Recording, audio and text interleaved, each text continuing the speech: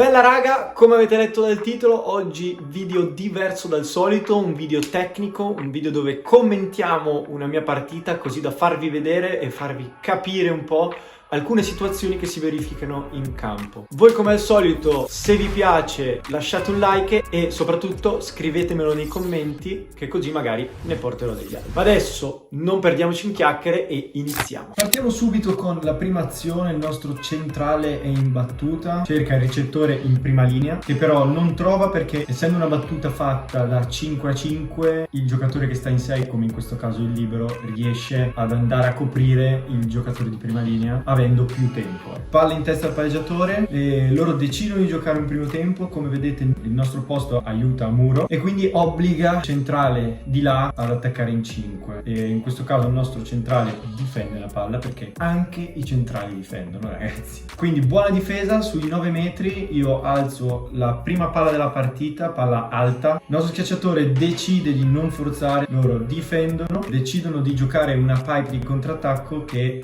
va fuori. Battuta salto spin sul libero in zona 1, non so se volevano fare corta magari per riuscire a toglierci la pipe, però hanno battuto sul libero che genera una ricezione perfetta, direi. Come vedete decidi di chiamare una shoot, quindi in italiano sarebbe la 7 normale. Il loro centrale segue il nostro centrale a muro credendo che io dia la palla a lui, il palleggiatore di là è piccolo quindi non riesce ad aiutare il muro e io decido di fare una sovrapposizione, quindi alzare la palla in 4. Ve la faccio vedere da dietro. Decide di giocare una palletta, secondo me non è una brutta scelta, soprattutto se c'è la palla buona che tutti si aspettano la botta forte o intanto un pallonetto.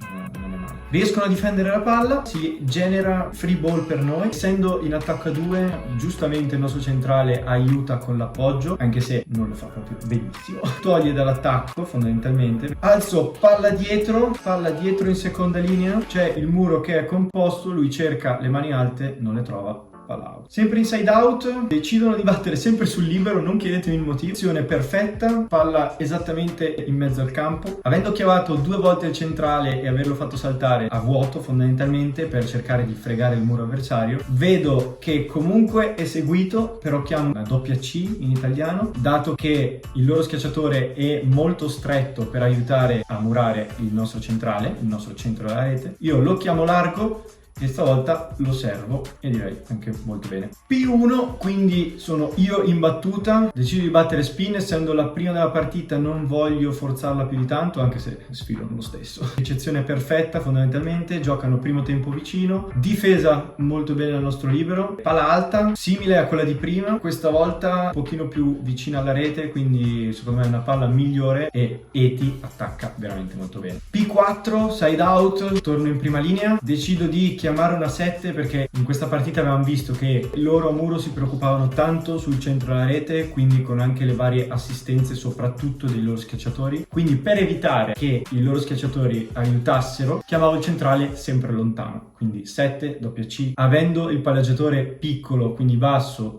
a muro era impossibilitato ad aiutare. Questa volta la ricezione è una ricezione esclamativa sui 3 metri, vedo che il centrale rimane fermo al centro della rete, non segue il nostro, quindi decido di chiamare la 7, mura 0, punto. Bravo Nick. Torno in battuta in +1, vedo la ricezione che dopo la prima battuta ha fatto un passo indietro, quindi sono tutti molto lunghi. Decido di provare questa palla corta. Il mio obiettivo era quello di farla in mezzo al campo, costringendo lo schiacciatore in seconda linea ad andare a prendere la palla per toglierlo dalla pipe. La battuta è andata non proprio in centro, un po' verso zona 1, quindi il libero è riuscito ad aiutarlo, però come vedete ho creato casino in campo. Loro sono riusciti a mandare di qua la palla, appoggio io in mezzo al campo e riusciamo a costruire un'azione più che decente. Dopo questa azione un po' così turbolenta chiamano time out, rientriamo dal time out, sono sempre in battuta, questa volta decido di andare forte tra i 2 schiacciatori.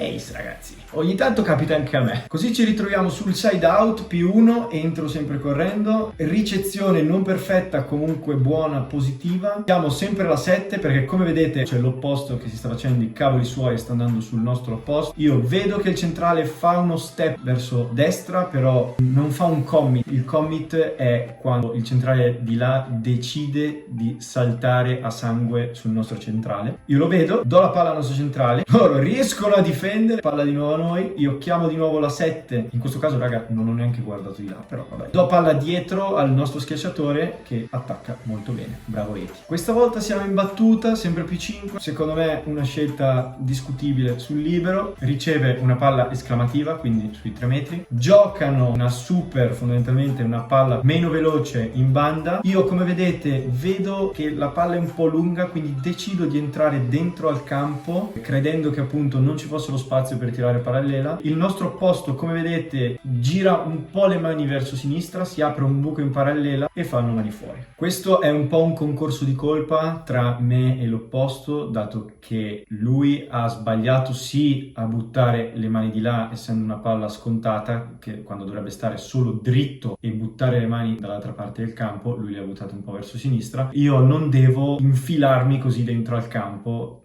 a occhi chiusi. Come vedete ragazzi, la pallavolo è questione veramente di pochissimi centimetri, pochissimo spazio, pochissimo tempo, è tutto molto veloce, si devono fare scelte in velocità e non è sempre facile. È facile adesso commentare con un video davanti, però quando sei in campo e devi un po' scegliere sul momento. Siamo nel secondo set, l'ho rimbattuta, P4, side out, battuta in 6, il nostro libero riesce ad aiutare, quindi a liberare la possibile pipe di Eti, del nostro schiacciatore, ricevendo una palla positiva sui 2 metri, 2 metri e mezzo. Io qua sono ben neutrale sotto la palla, con la palla sopra la testa, vedo il centrale che fa questo piccolo contromovimento, ci casca nella mia finta, palla dietro, muro a 1. Punto. Fini in battuta, batte sempre sullo schiacciatore di prima linea come avevamo detto, bravo. Loro ricevono bene, una palla comunque spostata tra 3 e 4, quindi più R4 direi. R4 è quando appunto la ricezione è in zona 4, il palleggiatore palleggia appunto da lì. Un ottimo attacco del loro centrale che va a chiamare una 1, quindi vicino al palleggiatore. Gran difesa del nostro libero e poi succede questo casino. Il centrale non mi vede arrivare, io c'ero comunque, poi faccio sto gesto plateale, Nick devi smetterla, smetti di fare questi gesti. Comunque si genera questa alzata staccata che il nostro schiacciatore come vedete prova a rigiocare sul muro per una nostra copertura, però non funziona. Siamo in P2, quindi sono in zona 2, battuta float sul nostro schiacciatore in seconda linea, si genera una palla slash, la palla slash è quando la ricezione non è un ace, ma la ricezione va di là dalla rete e offre una free ball ai nostri avversari. Loro attaccano di prima intenzione e mi urla un po' in faccia. Questa è la prima, ricordatevela perché tornerà. Questa azione molto bella che arriva da una ricezione negativa, ma andiamola a guardare. Battuta da 1 verso 6, un po' senza idee. Comunque se avete notato hanno cambiato l'obiettivo, non è più il libero ma stanno battendo su Eti. Lui riceve una palla comunque esclamativa dove teoricamente ci dovrebbe essere meno possibilità di giocare primo tempo, quindi bassa e un po' staccata, io mi infilo sotto la palla e guardate qua, pum.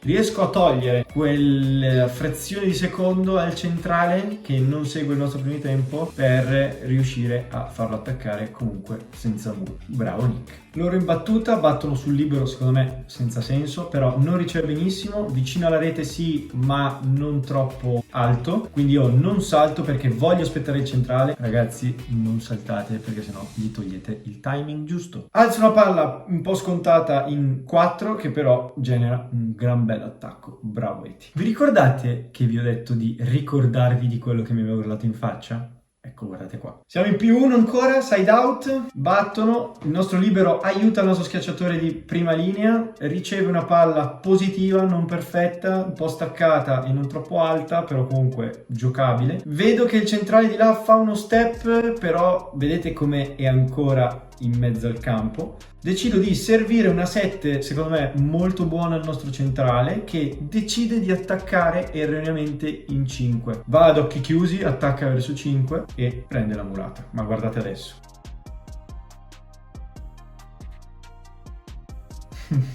Ragazzi, quando fate queste cose dovete essere sicuri di reggere il confronto dopo. Perché da qui è nato un po' di classico trash talking e...